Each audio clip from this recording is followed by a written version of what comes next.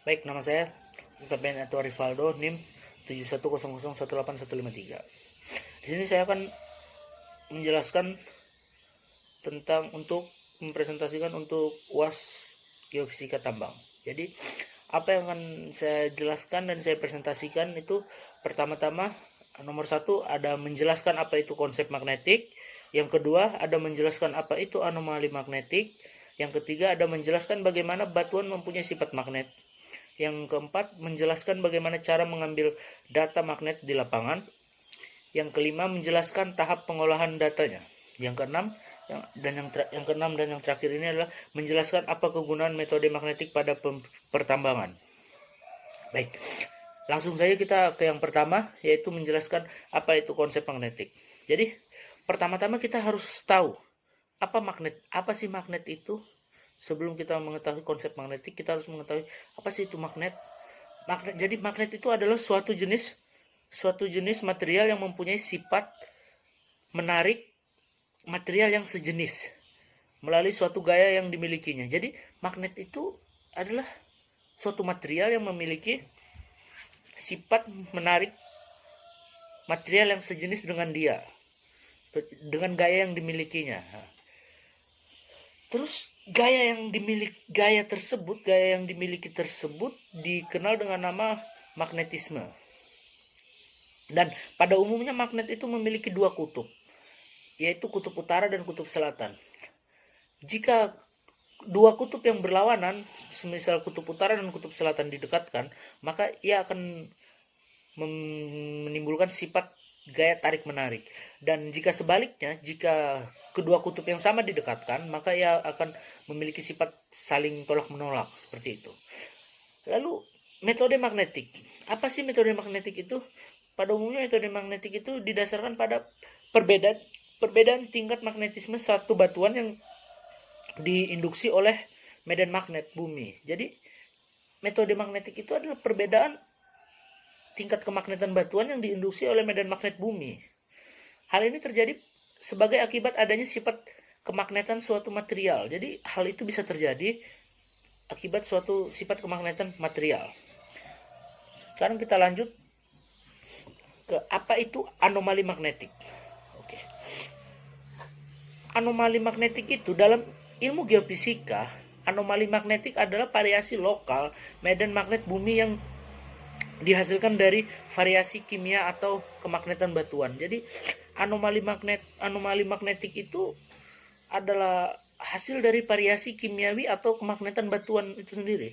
Anomali magnetik umumnya merupakan sebagian kecil dari medan magnet di mana bidang total anomalinya berkisar dari 25.000 hingga 65.000 newtons atau nt. Jadi berdasarkan sifat medan magnet bumi dan sifat medan magnet bumi dan bahan pembentukan batuan, maka bentuk medan magnetik anomali yang ditimbulkan oleh medan penyebaran tangguh kepada ini bisa dikelompokkan menjadi 4, yaitu iniklasi medan magnet bumi di sekitar bumi penyebab, yang kedua ada geometri dari benda penyebab, yang ketiga ada kecenderungan arah dipol magnet di dalam benda penyebab, yang keempat ada arah dipol magnet benda penyebab tentang arah medan bumi. Oke. Sekarang kita masuk ke penjelasan yang ketiga, yaitu bagaimana batuan mempunyai sifat magnet. Baiklah. Jadi sebelum kita melakukan metode geomagnet, kita harus mengetahui dulu kenapa kok bisa sih batuan itu memiliki sifat magnet. Kenapa sih kok bisa batuan itu menjadi magnet seperti itu loh. Kenapa kok batuan yang lain tidak memiliki sifat magnet? Jadi kita harus mengetahui dulu. Ya. Jadi sifat magnet pada batuan itu dipengaruhi oleh kandungan mineral pada batuan tersebut. Jadi kandungan mineral pada batuan tersebut mempengaruhi sifat magnet itu sendiri. Menentukan bahwa batuan itu memiliki sifat magnet atau tidak, seperti itu ya. Jadi sifat magnetik pada mineral ini dikaji secara mendalam dalam bidang paleomagnetisme atau kemagnetan purba. Jadi ada ilmu tersendiri yang mengkaji tentang sifat-sifat magnet dalam mineral, yaitu paleomagnetisme atau magnetik purba. Itu ada bidang ilmunya tersendiri. Nah, jadi contoh-contoh mineral magnetik tersebut diantaranya adalah terdapat dari keluarga besi titanium oksida, antara lain yaitu magnetit Fe3O4 dengan rumus kimia Fe3O4, atau karat dengan rumus kimia AFe2O3, dan juga magnetitnya yaitu dengan rumusnya GFe2O3. Nah, ada juga dari keluarga sulfida besi yaitu pirit FeS2 dan juga pirpopirit yang memiliki rumus kimia Fe7S8. Lalu ada juga dari golongan hidroksida besi yaitu antara lain geotit yang memiliki rumus kimia AFeOH. Nah, itulah penyebab kenapa batuan bisa memiliki sifat kemagnetan. Kita lanjut ke penjelasan keempat, yaitu tentang cara mengambil data magnetik di lapangan. Nah, ini kita sudah masuk ke dalam operasi, dalam pengerjaan metode geomagnetiknya. Oke. Jadi pertama itu kita melakukan penyelidikan dari udara. Yang kedua, kita melakukan penyelidikan di laut. Yang ketiga, kita melakukan penyelidikan di darat lagi. Setelah itu, kita masuk dalam tahap-tahap pengolahan data magnetik. Nah, jika kita selesai melakukan penyelidikan metode geomagnetik tadi, kita mendapatkan data. Kita mendapatkan data. Setelah kita mendapatkan data, maka kita akan olah data tersebut. Nah, dalam pengolahan data ini, langkah pertama adalah pengolahan data IGRF. Atau IGRF itu singkatan dari The International Geometric Reference Field. Oke, selanjutnya pengolahan data geomagnetik. Setelah pengolahan data geomagnetik, ada juga reduksi bidang datar. Setelah selesai dalam reduksi bidang datar, kita lakukan upright continuation. Setelah kita lakukan upright continuation itu, maka pengolahan itu selesai. Nah, setelah itu kita lanjut kepada koreksi efek regional. Nah, ini sangat penting koreksi efek regional ini. Kenapa?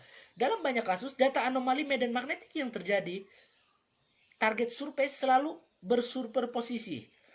Artinya bercampur-campur dengan anomali magnetik lain seperti itu. Makanya perlu sekali koreksi efek regional ini dilakukan. Seperti itu ya. Nah, sekarang kita masuk dalam pertanyaan yang pamungkas, yaitu kegunaan metode magnetik pada pertambangan. Oke. Ini pertanyaan sangat penting. Kenapa? Karena kita harus mengetahui apa sih kegunaan metode magnetik ini pada pertambangan. Karena nggak mungkin kan kita hanya memakai metode ini asal-asalan jika tidak membuahkan hasil. Nah, jadi sebenarnya metode magnetik ini sangat penting dan sangat diperlukan dalam pertambangan, khususnya pada tahap eksplorasi. Kenapa? Kenapa khususnya pada tahap eksplorasi? Sehingga bisa mengetahui karakteristik dari sumber daya bahan galian yang akan ditambang itu sendiri. Beberapa kegunaan metode magnetik tersebut adalah sebagai mediasi untuk mendeteksi. Yang pertama ada sifat kemagnetan batuan yang ada di area pertambangan. Yang kedua, mendeteksi penyebaran bahan galian serta sebaran area mineralisnya. Yang ketiga itu untuk mendeteksi atau mengeksplorasikan keberadaan air pada area pertambangan bawah tanah. Ini digunakan untuk underground mine. Jadi untuk mendeteksi aliran air itu sendiri. Karena air tanah dapat menyebabkan suatu endapan yang menimbulkan arus-arus lemah. Air tanah itu dapat menimbulkan arus-arus lemah atau battery action.